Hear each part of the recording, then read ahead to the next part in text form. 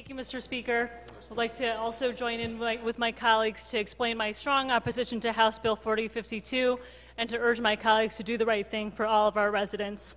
The local policies that House Bill 4052 would prohibit are really important tools to help our residents get back on their feet, remove barriers to employment, help the working families in each of our districts to provide for their families, and keep the hope of the American dream alive.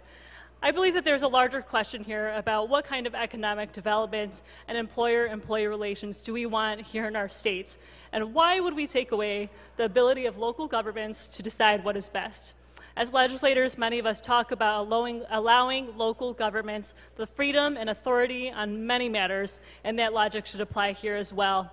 Yesterday in committee, Peggy Adams, the Genesee County Commissioner, said it best. She said that local units are the bedrock of democracy. We all want a healthy commerce, but we need that ability to make it suit our particular area.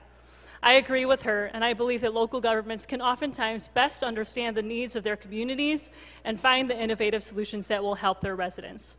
It is, as has been stated before, extremely concerning to me and a number of our colleagues here, the broad language that was adopted in committee that would prohibit local governments from in any way addressing the relationship between an employer and its employees or potential employees. Already, a few major issues came up as unintended consequences and have been addressed in the substitute that was adopted, but what other unintended consequences will we discover tomorrow or next week or next year if we allow this bill to pass? Would this also affect veteran preferences that are set at the local level for local governments and for vendors for local governments? And that would affect at least 3 cities here in Michigan.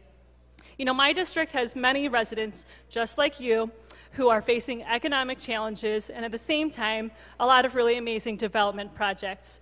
I think that it's an important balancing act that we need to do here to make sure that when economic development happens, it takes place hand in hand with ensuring that residents and taxpayers gain as well. If we truly want to improve the economy in our states and make sure that as many Michiganders as possible have access to opportunities, why would we not allow and in fact encourage our local jurisdictions to research, debate, and adopt ideas that can help more people enter the workforce through an apprenticeship program, help more workers get a wage that can help them feed their families, or remove a potential barrier to employment. I just want to also point out, although community benefits are not explicitly mentioned in this bill, the substitute adopted in committee would prohibit, and on the floor today, would prohibit many of the things that would be included in a community benefit ordinance, such as training and apprenticeship requirements or guidelines about employer local hiring practices. So in my view, this bill is still a backdoor attack on CBAs. To close, if passed, House Bill 4052 would unilaterally remove the freedom of our local governments to address some of the most critical economic justice issues in our communities. Our residents deserve so much more than this.